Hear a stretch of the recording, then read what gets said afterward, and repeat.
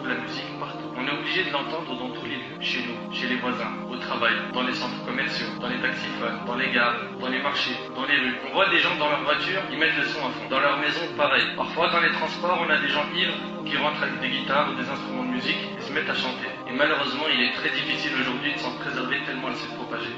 On l'achète à prix fort, on dépense de grandes sommes pour acheter les dernières chansons, assister au concert. Tu vois le jeune tout fier de sortir de la FNAC avec un nouvel album à la main, ou tout fier d'avoir téléchargé le dernier clip de tel chanteur ou chanteuse. Si tu demandes des informations sur les chanteurs, les sportifs, les acteurs, les comédiens, les jeunes peuvent t'informer sur leur vie entière. Mais les compagnons du prophète sallam sont inconnus pour eux. Wallahi al-azim, nos frères et sœurs sont en perdition. Ils n'ont plus d'identité, plus rien de profitable à quoi s'accrocher. Les chanteurs et les acteurs sont devenus des modèles pour nos jeunes. Savez-vous ce qu'il y a derrière la musique? La réponse, une armée impressionnante de chanteurs, d'acteurs, de sportifs. Chaque jour, il y en a des nouveaux. Il y en a tellement qu'on ne les connaît plus. Et derrière chaque nouvelle star, des armées entières de fans. C'est les médias qui leur ont donné le surnom de star. C'est eux qui leur organisent des fêtes durant leur vie et des hommages après leur mort. Ils leur ont donné de l'importance, de l'honneur. Ils leur ont fait des films, des séries, des émissions pour que les gens les prennent comme modèles. Pour certaines stars, ils leur ont fait des statues pour se rappeler d'eux. Les médias en ont fait des héros et des martyrs après leur mort. Parmi les choses qui ont fait plonger notre communauté dans la musique, on a la mauvaise compagnie. Ils sont la cause de beaucoup de dégâts. En règle générale, ce que les jeunes donnent à leurs potes pour les soulager de leurs soucis, c'est des choses qui détruisent la foi. Cigarettes, joints, de l'alcool, de la drogue. Ou bien, il va lui dire, viens, on va voir des filles, on décompresse. Ou écoute cet album, il déchire. Mon frère, ma soeur, ce genre d'ami va te perdre, éloigne-toi de lui. Wallah, j'ai connu des frères, c'était des frères, masha'Allah, Wallah al-azim. Ils venaient avec nous dans la mosquée, ils faisaient la salat. Et d'un seul coup, je le vois plus. Disparition. Et il avait la barbe, mashallah, il portait la sunna extérieure et tout. Il n'y a plus rien. Mais qu'est-ce qui s'est passé? Après, t'as vu, maintenant, j'ai fait des clips. Et ça, et la mosquée, c'est pas compatible. La musique détourne de la religion. Éloigne de la religion. Ils n'ont plus à la mosquée, ils ne veulent plus entendre de rappel, ni même écouter du Coran. Sachez qu'il y a deux amours qui ne se réunissent point dans un seul cœur. L'amour de la parole d'Allah et la parole du diable. Regardons ensemble ce que disent les chansons et comment elles font l'apologie du haram et dénigrent la religion. Il y en a un, je ne citerai pas de nom de chanteur, c'est pas utile. Il dit, gros numéro 10, avant qu'Iblis ne me choisisse. Prie pour que les rivières du Styx, l'enfer, se refroidissent. Quelle vérité il y a dans tout ça? L'autre il dit, arrête de nous casser les, je dirais rien, avec ta religion. Fais-moi voir tes photos souvenirs du paradis. Regarde un peu ce qu'ils écoutent les gens. Ou l'autre il dit, le ciel ne répond pas. Shaitan a fait le premier pas. Les traîtres et ma chaîne en rouro me tirent vers le bas. C'est ça la vérité? C'est un truc de ouf. L'autre il dit, mon Dieu, si tu es là, fais-nous signe.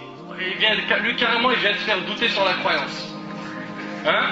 Mon Dieu, si tu es là, fais-nous signe. C'est le diable qui l'emporte au paradis. Chez lui, c'est le diable qui l'emporte au paradis. L'avenir est incertain. Et après, regarde la surprise, c'est parce qu'on danse avec le diable. Masha'Allah. Un autre chanteur, lui je me demande s'il a un vrai cerveau ou pas, il a dit que Dieu bénisse les voyous. Franchement, je vois pas, quand un jeune il me dit le son c'est la vérité, moi pour moi ça c'est de la poubelle. C'est de la poubelle. Zéro. 0 sur 1 million, pas 0 sur 10. Un autre a chanté même, et Wallah al-Azim, ça a été le poignard dans mon cœur quand j'ai entendu ça. Il a chanté des versets du Coran. Bismillah ar-Rahman ar-Rahim. Il est parti balancer des morceaux de Coran. Dans les boîtes de nuit, on m'a dit, on danse sur les versets du Coran.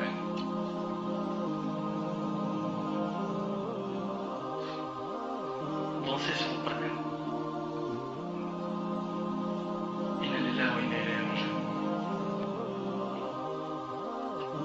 Mes frères et sœurs, entre nous, ces paroles sont des paroles de vérité. Avez-vous oublié qu'Allah subhanahu wa ta'ala a dit dans Surat al-Zumar, Surat 39, verset 23, Allahu nazzala ahsan al-hadith kitaban mutashabiha. Kitaban mutashabihan mathaniya taqsha'ir minhu juludu alladhina yakhshawna rabbahum. Thumma talinu juluduhum wa qulubuhum ila dhikrillah. Allah n'a-t-il pas dit, Allah a fait descendre le plus beau des récits.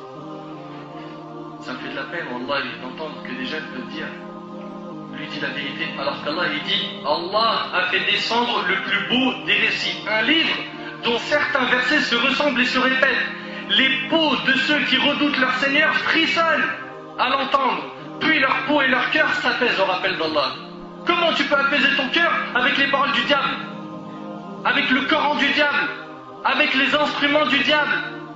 Comment tu peux dire mon cœur s'apaise avec la musique, alors que normalement c'est avec le Coran? Oui, mais je comprends pas le Coran. C'est normal, t'es encore dans la musique. Chasse la musique de ta vie. Chasse la musique de ton cœur. Retourne vers le Coran. Il est rapporté par Al-Bukhari, il y aura certes parmi ma communauté des gens qui rendront licite la fornication, des gens qui rendront licite parmi ma communauté. Le prophète a dit parmi ma communauté, c'est-à-dire chez nous. Vous allez entendre des gens qui vont dire c'est halal.